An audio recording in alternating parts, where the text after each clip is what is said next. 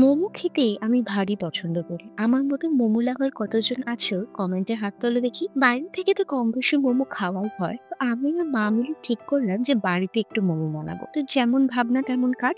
শুরু করে দিলাম মোমো বানানোর প্রসেস। প্রথমেই কিছু সবজি কেটে নিলাম। সবজিগুলোকে যতটা সম্ভব মিহি করে কাটার চেষ্টা করবে। চাইলে গ্রেটারের সাহায্যে গ্রেটও কিন্তু করে নিতে পারো। আমি এখানে সবজির মধ্যে কি কি নিয়েছি বলে দিই। নিয়েছি গাজর, ক্যাপসিকাম, বিনস, বাঁধাকপি, পেঁয়াজ, স্প্রিং অনিয়ন, গার্লিক অথবা স্প্রিং গার্লিক, এটা অপশনাল, না থাকলে নাও দিতে পারো। তোমরা এছাড়াও কিছু সবজি অ্যাড করতে পারো নিজেদের পছন্দ মতো। এবার নিয়ে নিলাম কিছুটা পরিমাণ সলিড চিকেন। এখানে কিন্তু অবশ্যই চিকেনের ফিলিং এর জন্য সলিড চিকেন ইউজ করবে। হাড্ডিওয়ালা চিকেন কিন্তু ব্যবহার হয় না মোমোতে। আমি এটাকে মিক্সিতে কিমা করে নিচ্ছি। তোমরা চাইলে বাইরে থেকেও কিমা করিয়ে আনতে পারো। খুব মিহি করে কিন্তু কিমাটা করা যাবে না, মানে মিক্সিটা জাস্ট একবার ঘুরবে তাহলেই হয়ে যাবে। তাহলে যেরকম মিহি হবে সেইটাতেই হয়ে যাবে। সেটাকে একটা বাটিতে নিয়ে নিলাম। এরপর এর মধ্যে দিয়ে দিলাম কিছুটা পরিমাণ কুচানো গাজর, পেঁয়াজ, স্প্রিং অনিয়নের সবুজ অংশটা, আর দিয়ে দিলাম রসুন পাতা। এরপর এর মধ্যে দিয়ে দিলাম কিছুটা পরিমাণ রসুন বাটা। কিছুটা পরিমাণ না, বেশ অনেকটা পরিমাণে কিন্তু রসুন বাটাটা ইউজ করলাম। এবার দিয়ে দিলাম আদা বাটা,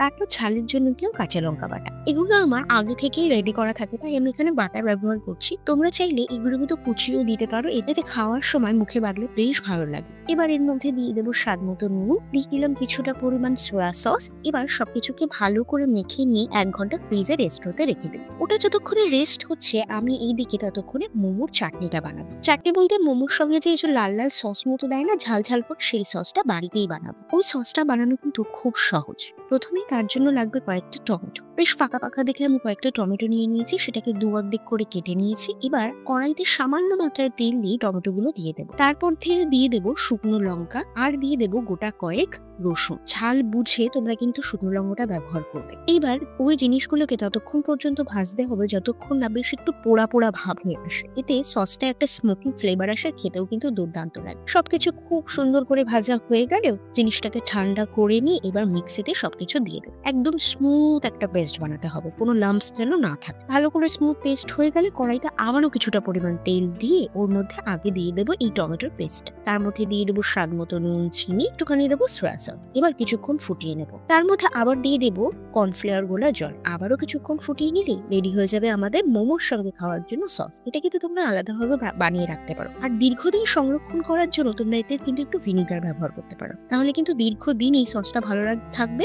আর অনেক কিছুর সাথে খেতে পারো, খালি মোমো নয়, রোল, চাউমিনেও কিন্তু এই সসটা ব্যবহার করতে পারো। এবার চলো বানাবো স্যুপ। তার জন্য প্রথমেই আমি চিকেন স্টকটা বানাবো। তার জন্য বেশ কিছুটা পরিমাণ জল দিয়ে দিলাম কড়াইতে। এরপর তার মধ্যে দিলাম অনেকটা পরিমাণ নুন, তেজপাতা, গোটা গোলমরিচ, আর দিলাম আদা বাটা। সবকিছুকে ভালো করে মিশিয়ে নিয়ে কিছুক্ষণ ভালো করে ফুটতে দিলাম। যখনই খুব ভালো করে ফুটে আসবে তখন ওর মধ্যে দিয়ে দিলাম চিকেনগুলো। এখানে কিন্তু চিকেনগুলো সলিড নয়, ওই সলিড অংশগুলো ছাড়ানোর পর যে হাড্ডিগুলো বেঁচেছিল সেগুলো দিয়ে চিকেনের স্টকটা কিন্তু বানিয়ে নিচ্ছি। এবার কম আছে 30 মিনিট মতো ফুটিয়ে নিলে আমার স্টকটা কিন্তু রেডি হয়ে যাবে। আমি পাশের কড়াইতে এবার স্যুপের জন্য সবজিগুলো ভেজে নেব। তার জন্য প্রথমেই কড়াইতে আমি দিয়ে দিলাম কিছুটা পরিমাণ তেল। তোমরা স্যুপে কিন্তু তেলের বদলে বাটারও দিতে পারো, আমি এখানে তেল দিয়ে স্যুপটা করছি। তারপর দিয়ে দিলাম কেটে রাখা সবজিগুলো। সবজির মধ্যে ছিল গাজর, বিনস, ক্যাপসিকাম, স্প্রিং অনিয়ন, রসুন পাতা, পেঁয়াজ, বাঁধাকপি, আদা বাটা, রসুন বাটা, সোয়া সস। এবার সবকিছুকে ভালো করে মিশিয়ে নিই। ততক্ষণ পর্যন্ত ভাজবো যতক্ষণে সবজির থেকে কাঁচা গন্ধটা চলে যায়। একদম কিন্তু ভেজে নরম করে নেবে না, জাস্ট কাঁচা গন্ধটা গেলেই হবে। ভাজা হয়ে গেছে আর সবজি থেকে কাঁচা গন্ধটাও চলে গেছে। এবার এর মধ্যে দিয়ে দেবো চিকেন স্টকটা, সঙ্গেও চিকেন গুলোও কিন্তু দিয়ে দেবো। স্যুপটা খাওয়ার সময় চিকেন গুলো মুখে বাদ দিয়ে কিন্তু বেশ ভালো লাগে খেতে। আর যদি না ভালো লাগে তাহলে এই চিকেন গুলো কিন্তু, মানে চিকেনের হাড্ডি গুলো কিন্তু আলাদা করে নিতে পারো। এবার কম আছে ওটাকে ফুটতে বসিয়ে দিই। আমি এদিকে মোমোগুলো রেডি করে নিই। তার জন্য আমি আগে থেকে মোমোর ডোটা রেডি করে রেখেছিলাম। মোমোর ডো মাখা কিন্তু খুব একটা কাজ নয়, খুবই সহজ। যেরকম আমরা লুচির জন্য ময়দা মেখে থাকি ওরকম ভাবেই মাখতে হবে, একটু শক্ত করে মাখতে হবে। এটাকেও মেখে আমি 1 ঘন্টা মতো রেস্টে রেখে দিয়েছিলাম। এবার কিছুটা পরিমাণ লেচি কেটে যতটা সম্ভব পাতলা করে বেলে নিতে হবে, মানে যতটা সম্ভব পাতলা ততটাই কিন্তু মোমোগুলো খেতে বেশ ভালো হবে। পাতলা করে কাটা হয়ে গেছে। এবার একটা বাটির সাহায্যে বা কারোর কাছে যদি কুকি কাটার থাকে তাহলে ওটার সাহায্যে এরকম গোল গোল করে আমি কেটে নিলাম। এবার ওর মাঝখানে দিয়ে দিলাম চিকেনের ফিলিংটা। এরপর নিজেদের পছন্দ মতো ভাঁজ দিয়ে নিতে হবে। আমার এখানে ক্লিপটা হারিয়ে গেছে, তাই দেখাতে পারলাম না ভাঁজটা আমি কিভাবে দিয়েছি, তার জন্য অত্যন্ত দুঃখিত। তো যাই হোক, আমার এদিকে মোমোর সবকটা বানানো হয়ে গেছে আর ওইদিকে আমার স্যুপটাও রেডি হয়ে গেছে। স্যুপটার মধ্যে শেষের দিকে আমি একটু স্প্রিং অনিয়ন আর একটু কর্নফ্লাওয়ার গুঁড়া জল দিয়ে দিলাম, এতে স্যুপটা একটু ঘন হবে। তোমরা চাইলে এখানে ডিমেরও ব্যবহার করতে পারো, আমি ডিমটা এখানে অ্যাভয়েড করেছি। এরপর বসিয়ে দিলাম একটা ছিদ্রযুক্ত থালা।